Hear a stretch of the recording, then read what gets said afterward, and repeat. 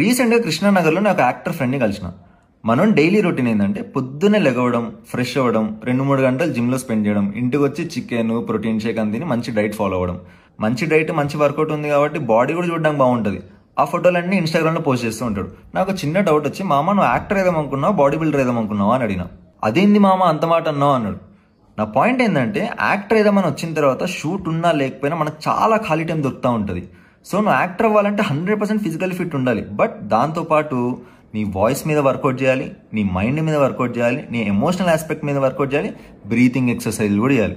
ఇవన్నీ ఏడు చేయాలన్నా, ఏడు దొరుకుతున్నాయన్నా అంటే నీకు ఇంటర్నెట్ ఉంటే గూగుల్లో కొట్టినావంటే వాయిస్ ఎక్సర్సైజ్ గురించి, బ్రీతింగ్ ఎక్సర్సైజ్ గురించి, ఎమోషనల్ ఆస్పెక్ట్ల గురించి, మైండ్ మీద ఎట్లా వర్కౌట్ చేయాలనే దాని మీద చాలా ఆర్టికల్స్ ఉన్నాయి, చాలా వీడియోస్ కూడా యూట్యూబ్లో ఉన్నాయి.